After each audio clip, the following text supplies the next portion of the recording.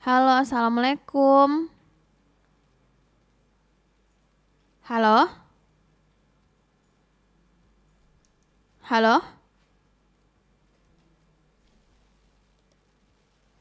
Oh, halo,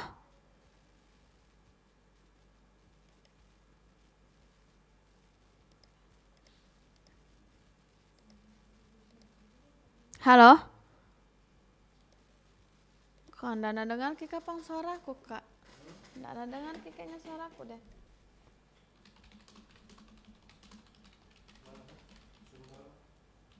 Oh, ini PC2 dia. Iya. Oh, lagu-lagu Jibedek nak dengar. Lagu-lagu Jibeng nak dengar.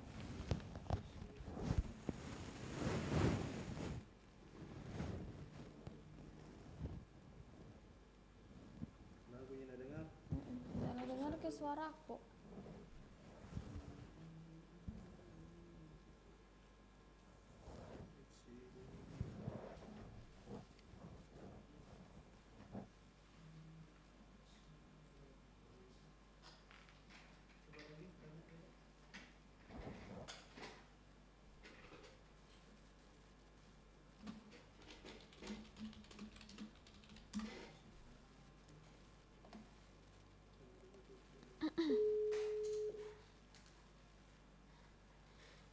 Halo,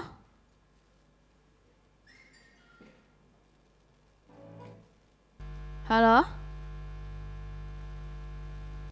Nggak dengar kayaknya nih deh kak. Iya, masih lagu.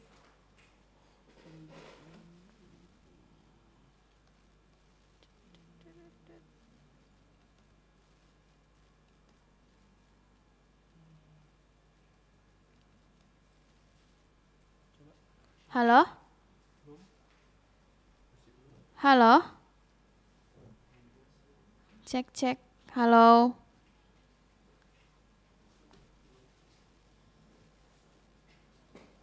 Biasanya memang lewat situ. Ya. Biasanya memang narasumber kalau telepon begini lewat situ. Kecuali kalau Zoom di situ. Tapi coba paling kalau dari situ beda kak. Dia ada di suara tapi tidak dengar kak.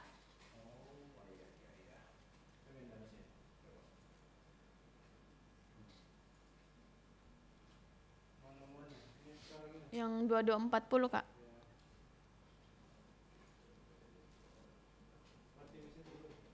Iya mati nih.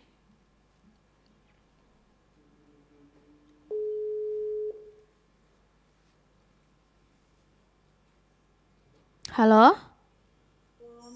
Waalaikumsalam, kita dengar mi ibu. Oh iya iya oke.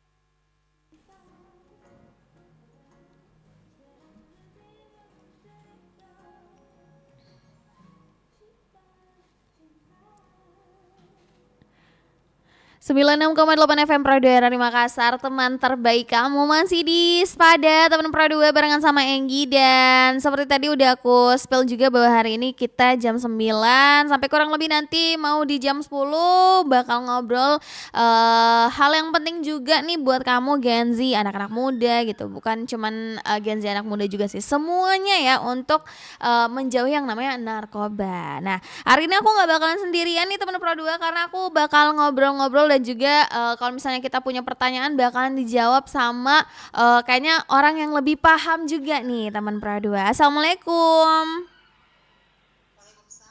Waalaikumsalam. Gimana kabarnya Kak? Alhamdulillah.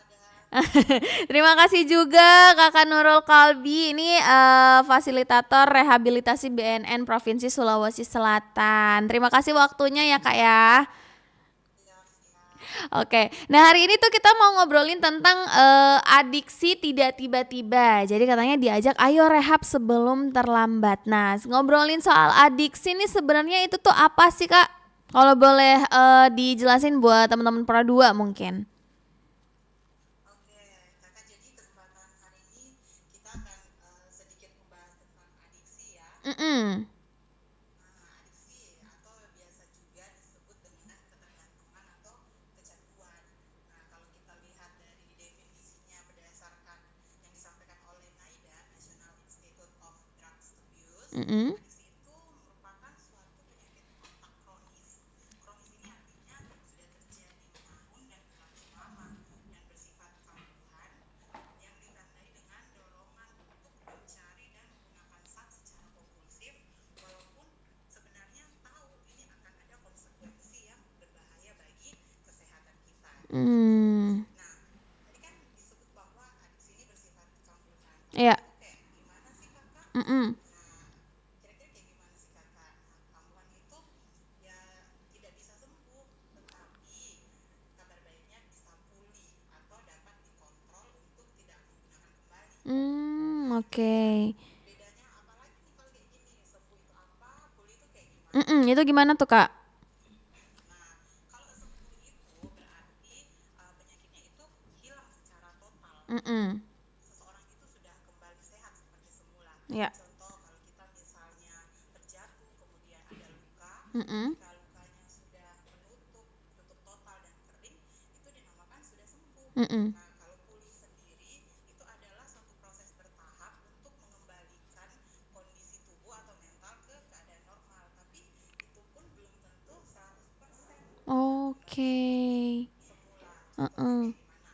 Contoh kayak pasien yang berangsur-angsur kembali bugar setelah atau pasca stroke, atau seseorang yang lepas dari kecanduan dari adiksi ini. Mm-mm. Bagaimana dia bisa mengelola triggernya. Kurang lebih kayak gitu perbedaan antara sembuh dan pulihnya. Oke. Oh berarti adiksi itu kadang bisa kapan saja tuh timbul lagi gitu ya Kak ya? Iya, bisa kapan saja timbul, tetapi kalau misalnya ini bisa di maintenance, namanya bisa dijaga Mm-mm. supaya dia tidak kambuh kembali. Dan Oh. tadi Ya. Kakak sebutkan bahwa adiksi itu tidak serta-merta langsung Mm-mm. melalui beberapa tahapan Mm-mm. dia bisa menjadi adiksi kayak gitu. Oke. Tapi sebelum kita ke situ, Iya. kita bahas adiksi dulu nih, kira-kira menyerang organ tubuh yang mana ya? Nah itu dia. Ya benar.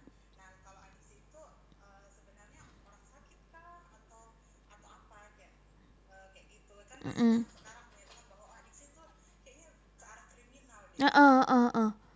Padahal sebenarnya adiksi itu adalah orang sakitnya di mana? Sakitnya itu menyerang pusat sistem saraf kita, yaitu di otak. Di otak. Itu kenapa disebut orang sakit? Karena adiksi ini ada kode penyakitnya Kakak. Oke. Iya, dia ada kode penyakitnya yang dicantumkan di ICD-10. ICD-10 itu adalah standar internasional dari WHO untuk mengklasifikasikan penyakit dan masalah kesehatan. Jadi memang orang adiksi itu adalah orang yang sakit gitu. Mm-mm. Orang yang sakit sehingga kita bisa Iya. bantu untuk pulihkan. Oke, nah itu dia harus digarisbawahi ya Kak, bahwa itu bukan tentang kriminal atau kejahatan gitu, bahkan itu disebutnya tergolongnya tuh orang yang sakit gitu ya Kak? Orang sakit ya, Mm-mm. terlepas dari kalau misalnya kedepannya mungkin dalam memenuhi adiksinya dia melakukan tindakan kriminal itu boleh, Mm-mm. tapi kalau misalnya dia hanya murni kecanduan itu Mm-mm. dia adalah kategori orang sakit. Oke, nah terus sebenarnya tuh kenapa sih Kak orang-orang tuh banyak yang tidak menyadari bahwa dia tuh lagi ngerasain yang namanya adiksi. Nah, ini mungkin yang banyak yang belum tahu ya, Mm-mm. anak-anak muda ini, bahwa kan tadi disebutkan bahwa adiksi itu kan menyerang otak kita, Iya. menyerang sistem pusat sistem saraf kita. Jadi otak ini kan senantiasa bekerja Mm-mm. guna memastikan aktivitas kita mempertahankan hidup berulang.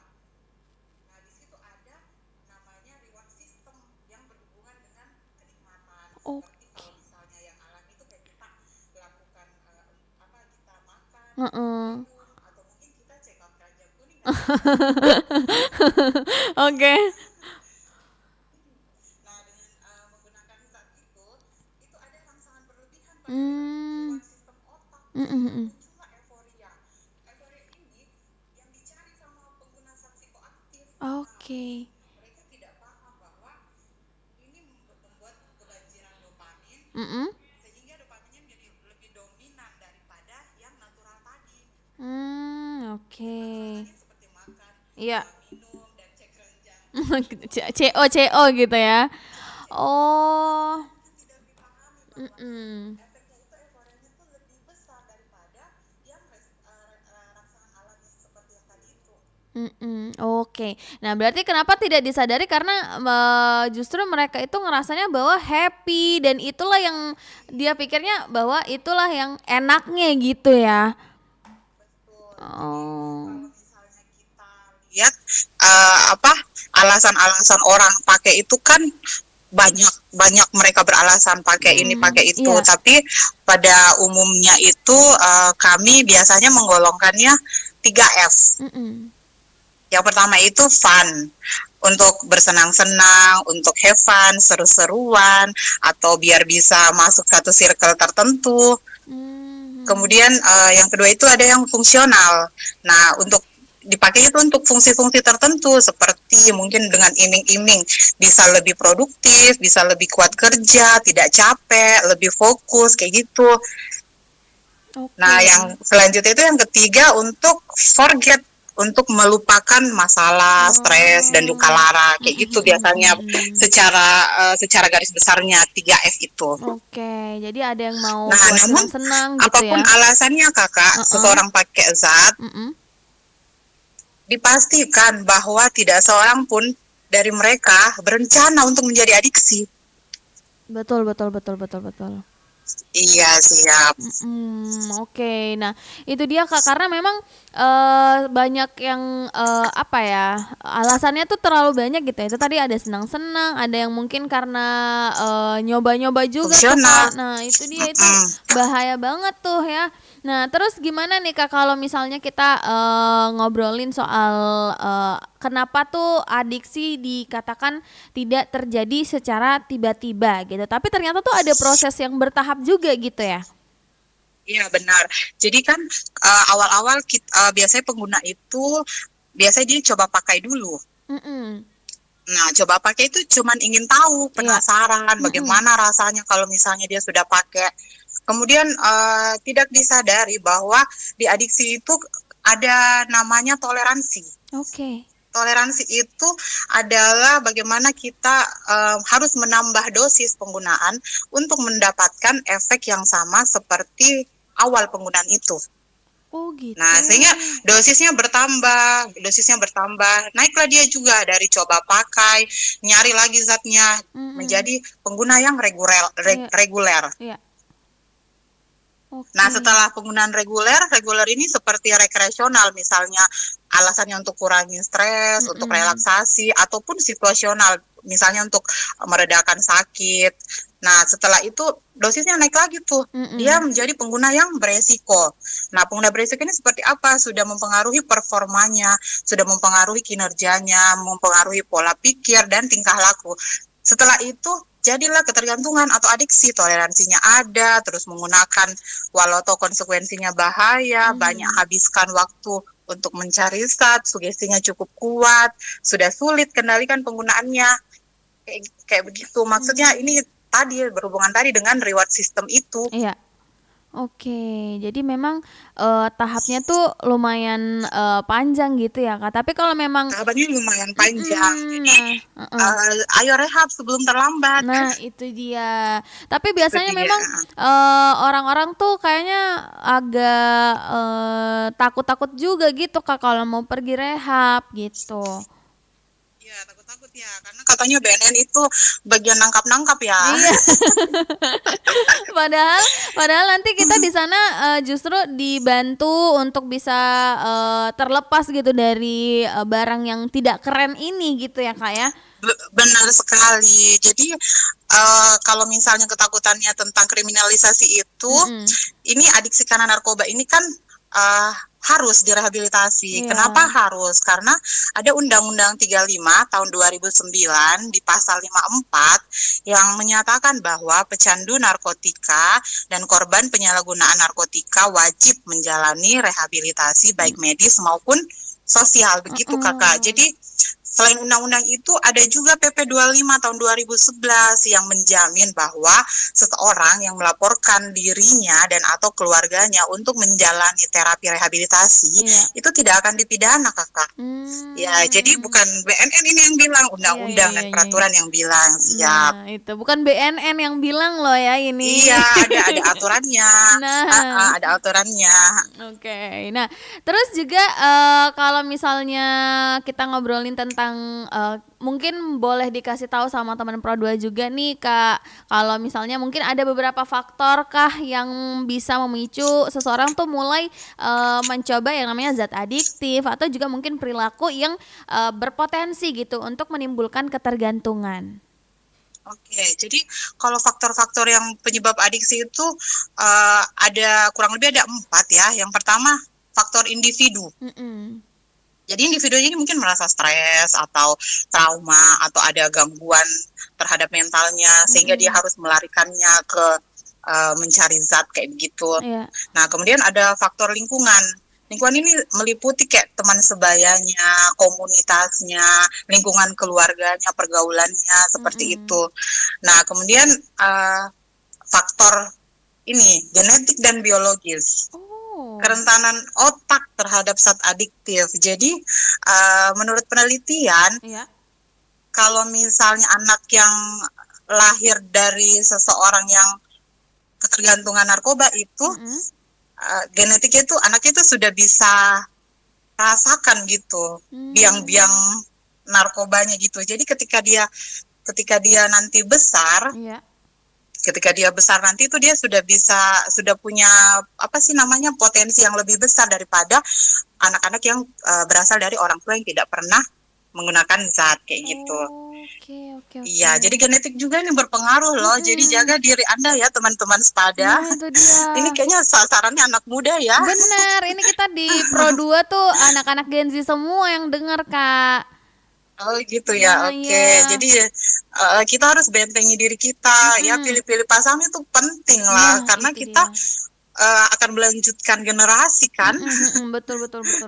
Iya, dan yang paling penting faktor yang terakhir ini tapi paling penting aksesibilitas terhadap narkoba itu sendiri. Semakin gampang didapat, semakin murah harganya.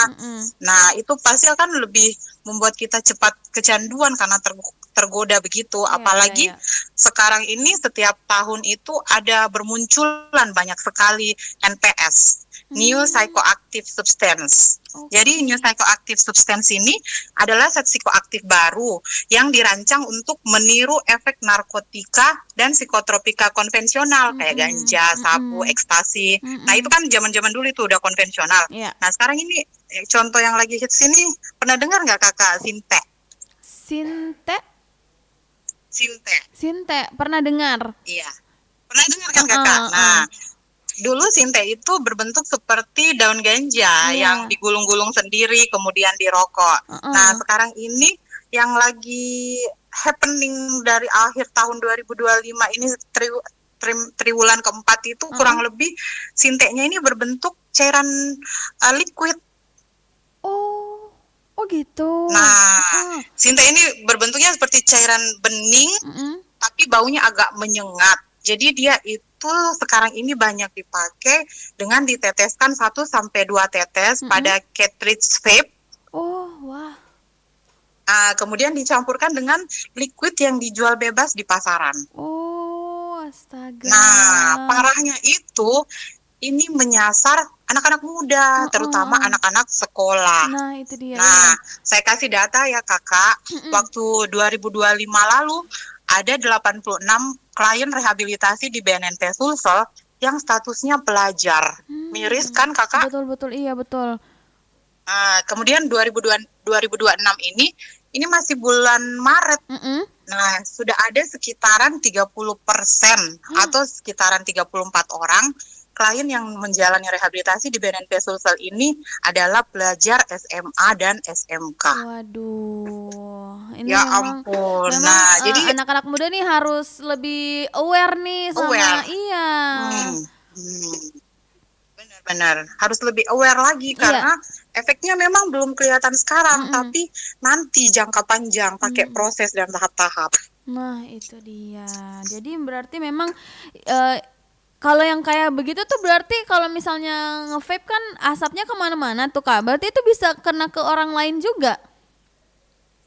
Kalau efeknya itu ada radiusnya ya, berapa meter baru bisa bereaksi.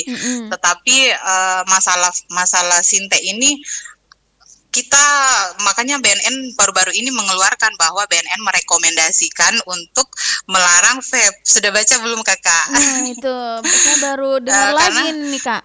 Iya, karena ini kan cukup berpotensi bahayanya. Namun kami masih mendiskusikan dengan lintas sektor terkait, terutama Kemenkes karena leadingnya kan untuk masalah kesehatan ada di Kemenkes. Oke. Wah, itu baru tahu bahkan sampai dicampur sama liquid biasa gitu. Jadi kita juga tidak tahu ini yang mana yang sudah tercampur gitu ya. Kita tidak tahu, paling kita ketahuannya ketika dia sudah dibawa untuk periksa, kemudian orang tuanya curiga dibawa untuk periksa, lalu dia bilang saya cuma nge-vape kok, belinya di sini, liquidnya ini. Nah, tapi memang teman saya ada tambahkan 1-2 tetes begitu. Terus kamu rasakan kayak gimana? Kita tanya.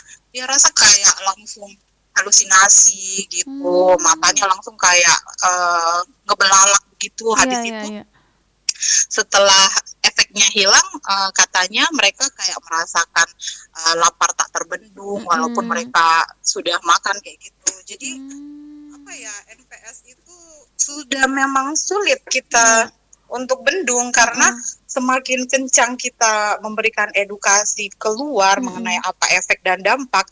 Nah, si bandar dan pengedar ini juga semakin kencang memikirkan bagaimana merusak demi keuntungan dia. Benar-benar, dan selalu ada yang baru lagi gitu ya Kak dibuatnya. Iya, selalu ada yang baru karena skimnya itu dimodifikasi untuk menghindari regulasi hukum kan kakak? Iya betul Kak. Ya ampun. Padahal efeknya bisa jauh lebih berbahaya. Oke, ya ampun. Ini anak-anak muda, anak-anak Gen Z ya. Kalau misalnya kamu mau masa depannya terjamin ya, cerah, nggak ada masalah, mending jauhin nih yang kayak gini-gini tuh. Aduh parah sih, karena nanti bakal panjang gitu akibatnya ya Kak ya. Iya benar, soalnya akibatnya ini tagihannya ini akan berefek pada tagihan ke otak dan tagihan ke ekonomi. Benar, selain ke fisiknya kita, tapi ekonomi juga bakalan ini sih kacau Iya, ke gitu. ekonomi kacau. Mm-mm. Karena teori kita kembali ke teori ekonomi kan Ya, kakak, ada demand dan supply itu. benar. Itu relevan dengan kasus yang ini. Kalau misalnya tidak ada demand, Mm-mm. pasti tidak ada supply. Coba Mm-mm. kita hitung-hitung ya Ya. kakak. Kalau misalnya adiksi itu, orang dengan adiksi itu sudah kecanduan, Mm-mm. berarti dia pakainya minimal 4 kali seminggu lah. Mm-mm. Nah, kalau misalnya harga per paket 1 kali pakai, ya anggaplah kurang lebih 200.000. Iya.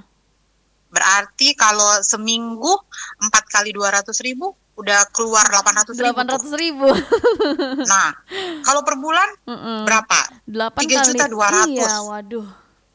Ini 3.200.000. harus penghasilan berapa ya? Kalau penghasilannya pas-pasan ini bahaya, malah nyari utang, mungkin harus jual ini, jual Nah, itu. Oh. nyari pinjol kali, nyari Nah, kriminal-kriminal iya, yang nah lain. itu dia. Ya ampun, baik. Nah, terus Iya, kalau jadi jadi kalau misalnya kita lakukan upaya rehabilitasi, Mm-mm. berarti kan dia pelan-pelan nggak make tuh. Mm-mm. 3.200.000 tadi itu bisa di saving sebulannya, Benar, daripada benar. dipakai untuk merusak kesehatan dan merusak otak dan merusak ekonomi kita kan. Mm-mm. Jadi sebenarnya kalau dipikir-pikir tuh sama sekali tidak ada untungnya gitu ya Kak. Uang habis, kitanya juga sakit, semuanya terbengkalai Benar, gitu. benar sekali itu kakak. Oke. Nah, Semoga yang lagi dengerin Pro 2 FM ini iya, segera muncul insight-nya ya. iya betul. Siapa tahu ada Heeh. yang ini yang Iya. pernah coba-coba, udah stop sampai di situ. Jangan dilanjutkan lagi. Nah, itu dia. Kalau ngobrolin soal coba-coba tuh Kak, sebenarnya apakah misalnya nih ada yang nyoba sekali gitu ya, kepo, atau mungkin ada yang diajakin sama temennya. Kalau misalnya nyoba-nyoba kayak gitu juga, apakah nantinya juga bisa berujung sama yang namanya adiksi atau kecanduan kah? Ini bentengnya dulu dia nih, dari sisi personality dia. Selama dia coba pakainya, habis itu udah stop, ya berarti dia tidak akan lanjut ke fase selanjutnya yang reguler, kemudian penggunaan beresiko dan ketergantungan Oh iya benar. sampai situ. Tapi apakah dia sanggup untuk berhenti di situ? Iya. Sementara reward sistemnya ini nanti akan nagih lagi. Yang tadi kita bahas itu reward system, yang check up keranjang kuning itu, dia akan nagih lagi. Kalau misalnya dia nagih lagi, kira-kira nggak nyari lagi nggak? Jadi lebih baik jangan deh coba-coba, lebih baik Benar. hindarilah sejauh-jauh mungkin, sebisa-bisa mungkin. Betul. Kalau masalah prognosisnya mungkin bisa ketergantungan, bisa juga enggak, tergantung bagaimana dia membatasi diri dan membawa dirinya ke depan. Iya. Tetapi kalau misalnya lingkungan pergaulan sekarang kan, anak-anak kan katanya ada juga itu yang kalau misalnya dia tidak melakukan hal yang sama dalam circle itu, dibilangnya enggak solid, cupu, dibilangnya ya agang kodi ini. Jadi akhirnya dia biar mi pale deh, biar mi palenya ini bahaya ini. Karena dia tidak mempunyai kemampuan untuk menolak ajakan temannya. Nah ini pasti akan berujung ke ketergantungan itu tadi. Itu dia. Makanya nih kalau yang mungkin sudah ada di dalamnya, mending rehab, dan plus jangan ajak-ajak temen. Benar. Karena kasihan Lagian rehab temen-temennya. itu benar kakak. Lagian rehab itu sekarang banyak loh, bukan cuma di BNN. Jadi kalau BNN sendiri kita itu hadir di Mall Pelayanan Publik Kota Makassar di MPP. Oke. Di MPP yang di Slamet Riyadi itu kita ada, kemudian ada juga di DPM PTSP Provinsi Sulsel yang di Jalan Boulevard samping Mall Panaku Kekang. Nah itu setiap hari Selasa dan Kamis kami dari rehabilitasi ada di situ untuk membuka layanan konseling, kemudian konsultasi layanan rehabilitasi, pelayanan surat keterangan hasil pemeriksaan narkotika, dan evaluasi psikologi dasar. Jadi kalau misalnya tidak mau datang ke kantor BNN, boleh kok kunjungi booth-nya yang ada di MPP ataupun DPM PTSP. Nah, itu kalau misalnya masih agak takut-takut sama kantornya BNN, mending langsung ke booth-nya aja gitu ya, Kak, ya? Iya, siapa tahu seram itu kantornya depan. Tapi Heeh. enggak kok, ini Heeh. kantornya sudah bagus, kliniknya udah humanis ini. Itu dia. Makanya harus dilihat dulu gitu ya, kayak jangan takut duluan. Mending masih bagus takut untuk apa sih namanya? Takut untuk nanti masa depannya rusak dibandingkan takut ke BNN. Benar Ya kan? sekali kakak. Apalagi kan tadi sudah disebutin Mm-mm. bahwa ini dijamin tidak akan dijadikan apa laporan ke polisi Heeh. ataupun ke bagian nangkap-nangkap Mm-mm. tadi. Tidak kok kakak, Mm-mm. tenang. Iya, selagi bukan ininya ya kayak pengedarnya, nah itu tidak akan. Iya. Kalau itu beda lagi gitu Nah, ya. iya, yang paling penting juga kakak nih, Mm-mm. rehabilitasi di BNN itu gratis. Nah, itu dia. Penting ini penting, Penting, penting. gratis. Jadi sudah saving Ya. dana pembelian zat tadi, Mm-mm. gratis juga di BNN. Jadi tunggu apa lagi kalau mau pulih atau mau konsultasi, bolehlah silahkan. Nah, itu dia. Nah, kalau misalnya tapi mudah-mudahan ya teman Pro 2 yang lagi dengerin tidak ada di dalam fase itu. Tapi kalau misalnya ada teman-temannya juga itu bisa diajakin pelan-pelan buat mulai berhenti atau mungkin langsung aja ikutan rehab juga gitu ya. Sekali lagi di BNN juga gratis ya kan, dan bukan jadi jadinya bukan dilapor gitu ya, Kak, ya? Iya siap, bukan Nah, jadi ajang untuk mencari mhm. pelaku-pelaku. Palingan Nah, pengembangannya kamu dapat dari mana? Yang iya. ditangkap kan yang bandar pengedar. Nah, Kalau penggunanya kan direhabilitasi aja. itu dia. Oke. Nah, ini Kak, kira-kira nih kalau misalnya di era sekarang gitu ya kan, itu tadi salah satunya faktor adalah lingkungan gitu. Nah, itu Iya. gimana sih mungkin pengaruh dari lingkungan pergaulan bahkan media sosial, gimana mungkin cara-cara anak-anak muda nih, anak Gen Z biar tetap keren tapi tanpa harus ikut-ikutan nyobain ini nih, Kak? Oke, jadi memang media sosial ini sangat berpengaruh ya. Mhm.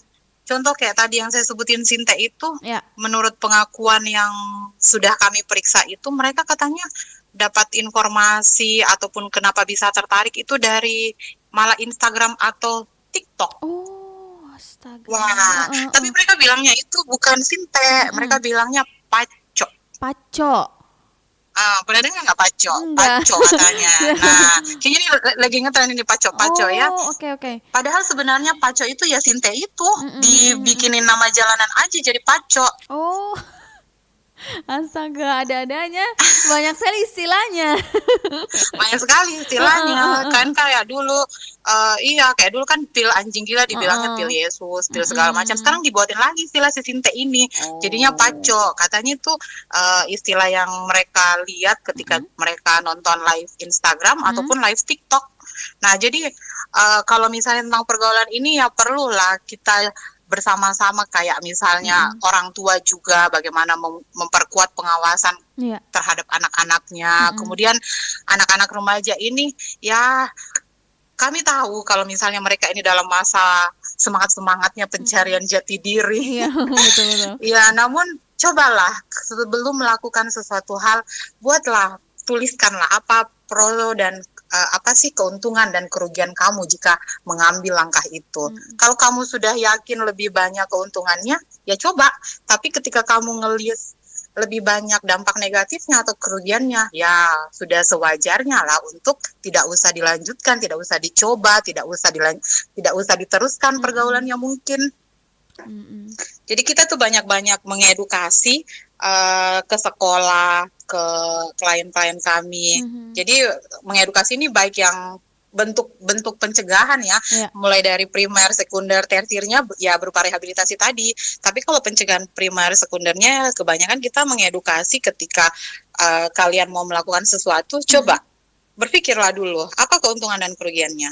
Timbanglah dulu sebelum, misal ada teman yang make, terus kita nggak mau dianggap cupu, Mhm. jadi kita harus bergaul sama dia. Coba tuliskan keuntungan dan kerugiannya apa. Mmm. Banyakan untungnya apa, banyakan ruginya bergaul sama dia. Nah, selain itu orang tua wajib juga untuk mengawasi bagaimana anaknya, bagaimana apa anaknya pulang jam jam sebelum jam malam yang ditetapkan, Iya. tidur malamnya bagaimana, jangan sampai dunianya terbalik. Pagi-pagi malah molor, malamnya malah bangun main game atau apakah. Lebih aktif malam gitu ya. Iya, lebih aktif di malam hari daripada di pagi hari. Oke. Nah, jadi memang salah satu yang harus diketahui bahwa coba dilihat dulu gitu apa keuntungannya kerugian. Bahkan kita aja kalau misalnya belanja di salah satu toko, kalau ngerasa oh kayaknya lebih murah 1.000 di sana, pasti kita milihnya yang banyak untungnya gitu ya. Apalagi jadi ini kita kalau banding-bandingkan dulu kan ya. betul, iya. Ya itu Toko mana yang paling sederhana kan murah? ya kakak, tapi bisa dipakai untuk seluruh lini kehidupan kita, Benar. dibanding-bandingkan, dihitung-hitung keuntungan kerugiannya. Betul, apalagi kalau obat terlarang yang seperti ini itu ruginya wah sudah tidak terbayangkan itu ruginya berapa besar gitu.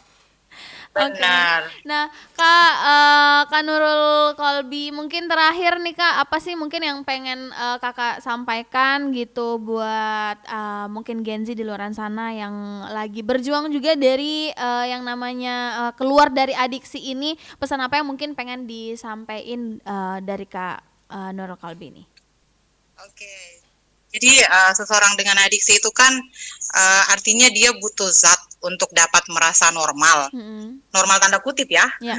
Jadi dia sudah kehilangan sebenarnya sudah kehilangan kemampuan untuk hidup secara normal. Tapi jangan berputus asa. Selalu ada cahaya di ujung lah ya, Cie. masih ada harapan, masih ada jalan untuk memaintenance ini. Kita bisa, insya Allah kita bisa bantu, tetapi kamu juga harus berkomitmen bersama keluarga untuk keluar dari lingkaran ini. Kami ada banyak platform untuk pelaporan dan dijamin tidak akan dikriminalisasikan.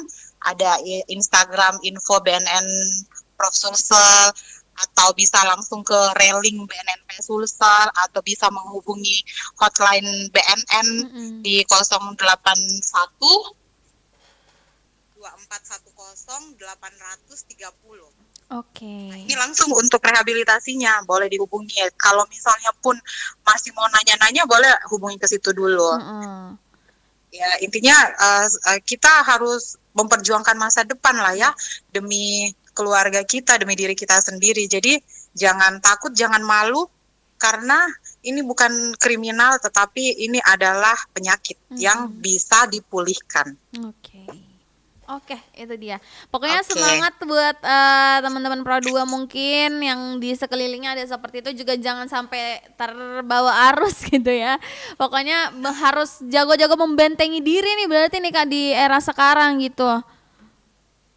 Ya benar sekali, era sekarang era medsos yang merajalela. Betul. Benar salahnya.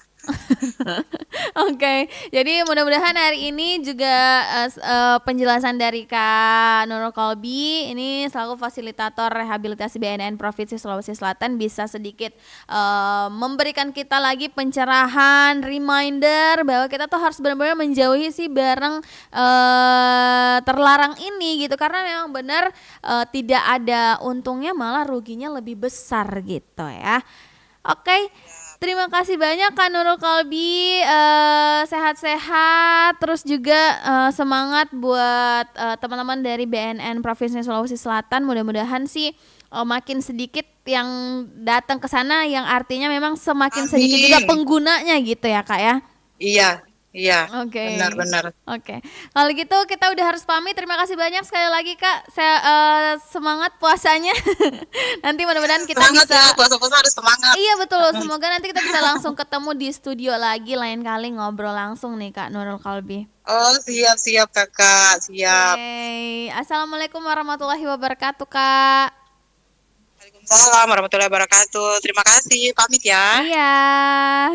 Oke, teman Pro 2 tuh tadi udah banyak banget yang kita bahas ya kan. Jadi intinya adalah kalau misalnya ada yang mungkin nih di sekitar kamu udah mulai ngajakin, mending bilang oh tidak. Nah, tidak mau Kak, karena memang kerugiannya sangat besar. Selain di fisik tadi udah dikasih tahu juga ya, penyakit otak kronis itu bakalan menyerang kamu kalau misalnya sudah mulai ngerasain yang namanya adiksi gitu ya. Jadi jangan lupa buat ngingetin juga orang-orang di sekitar kamu kalau misalnya ada yang seperti itu, buat untuk pelan-pelan berhenti, kalau enggak langsung rehab aja di BNN. Ingat, itu tidak akan dikriminalisasi karena itu terhitungnya adalah orang yang sakit gitu ya. And anyway, Enggi juga udah harus pamit. Terima kasih banyak buat kamu semua yang udah nemenin aku siaran hari ini teman Pro 2. Nanti kita ketemu lagi dan ada program pastinya cuman di Pro 2. Kalau gitu Enggi pamit. Assalamualaikum warahmatullahi wabarakatuh and see you, bye bye.